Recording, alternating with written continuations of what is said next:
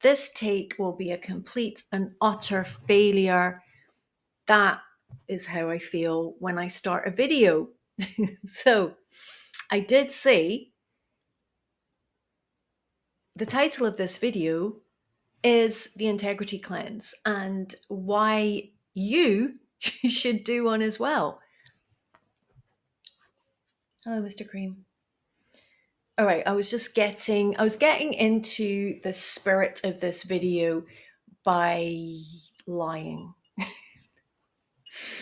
All right, okay, seriously. On the 24th of October, I made a pledge to not lie. Now, apparently, statistically, people lie 1 or 2 times a day. We need to factor in the fact that that includes all the liars who are lying all day long. So I guess it stands to reason that a lot of people don't really lie at all, apart from maybe to exaggerate how much they liked something, or to soften bad news, or just embroider an excuse, that kind of thing. None of which is particularly serious. And I don't think that I do tend to lie on a daily basis. So I've got to dig a little bit deeper into the lies and get into the idea that I, let's keep this to me. I'm going to talk about myself. I'm going to talk about how I've been going with this, but I want to make this useful. So it's with the idea that you can listen to this and relate it to your own life. Okay, so first of all, I'm thinking about the phrase the whole truth. And the fact that we let ourselves off with a technicality a lot of the time, in that we lie by omission, we lie by not saying something. Now, this can be so subtle that we don't even notice it in ourselves because we're so used to overriding your own internal compass that says to you, I don't know, I don't like this, or this doesn't feel right, or I'm feeling numb. Am I not supposed to feel more? And when we override these emotional signals, as we've been taught to do by school, well, it doesn't matter if you want to do it, does it? You have to do it. Who cares if you don't want to wash the dishes? The only person that's going to do it is you, therefore, just get over yourself. And by this, in one sense, imposition of discipline, and in another sense, crushing of your own ability to tell whether you like something or not, you can end up in situations where you're not in the right place. You don't feel that you're serving yourself. You don't feel that you're serving others. You just feel like you're kind of drifting along numb and unsure as to how you ended up there and the purpose, your purpose in general, your purpose in being there, and your purpose, your bigger purpose in life. And I think this lie is the most challenging to tackle because you need to get back into. I'm holding a cup of coffee and I'm actually going to drink some. Okay. So you're holding on to the idea that something just must be done. You're in a set of circumstances that you just need to continue doing, like work in a job or continue in a relationship or continue living in the same place. But actually, that's not true. That's not true. It could be that you've just decided to override your own personal preferences in order to suit something. And so your actual presence may in itself be a lie. And that's at the point I'm at where I'm interrogating that and I'm asking myself, what am I doing here? Another thing is that studies on lying tend to rely on self reporting. Can anyone see where the problem might lie in asking people to tell the truth about how often they lie? Because if you're a liar, maybe you're just going to naturally lie. Um, and then, secondly, there can be the idea that do we know when we're lying? Here's a little anecdote that brought it up for me. What was it, 2022? I went through a dispute with an employer I'd been with for about 8 years. And they were just trying to push me out of the door, but they didn't actually want to fire me because that would cost them money. And besides, I hadn't done anything wrong. So what happened was that I ended up in a legal situation, which I won. But there was somebody that worked in the company, and I bumped into her in the street um, a few months after the court decision came through, and I'd stopped working there.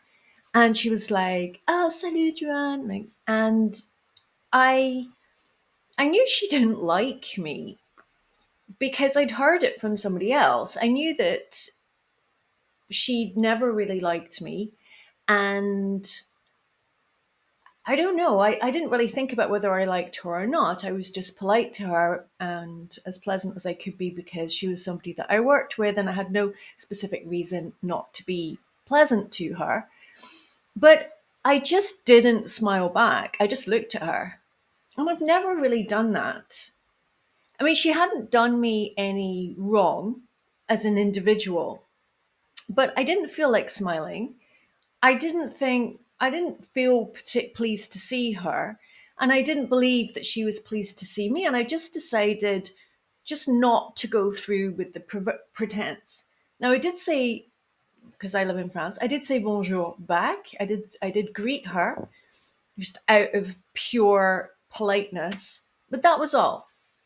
I just didn't do it, and I could see, I could see the confusion in her eyes, and I'm sure that she probably thought it was something personal towards her, and it wasn't. But that is really an example of a situation where if I'd been acting normally, I would have smiled and asked how she was doing and exchanged a few pleasantries and wished her well and gone on with my day. And it would have been insincere. And if you'd given me a questionnaire about whether I'd lied during the day, I would have said no. So, so excavating on truth, and maybe I'm being a bit ruthless and radical about it, is hard work. Or maybe it is for a Libran people pleaser like me, and not so much if you're an Aries or Scorpio. I don't know if any of these astrological stereotypes actually hold water, but anyway, that's an example of a place where I just decided to show my real face. Maybe I'm overthinking this. I do overthink things. That's honesty right there. I do overthink things, and it is one of the major problems of my life, which is probably why I have a YouTube channel, because I have to just excavate and spew all of the stuff that goes on in my head. But I do wonder, do you really like what you say you like? And when you buy something, why are you buying that? Now, back in some of my older videos, and I think it was 2019, I did a no buy year.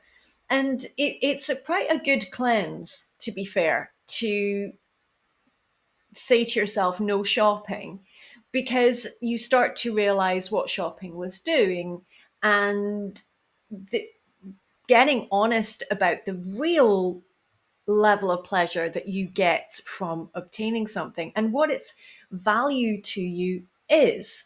I mean, as I've got my little notebook here, Um, as Guy Debord said, the real consumer has become the consumer of illusions. And when we look at, very expensive designer handbags and so on, I mean, do we really like it? I mean, it's just in most cases a black leather rectangle that you can open and put stuff inside that you're willing to pay 6 grand for or whatever. Why? Because you want to ally yourself with a value. But now I'm not saying that there aren't people who are really into leather goods and who get a real, almost artistic pleasure from having the item, and maybe collect, collectors and have a deep understanding of craftsmanship or the history of a certain product and so on. But by and large, we buy these things in order to contribute to our own self worth.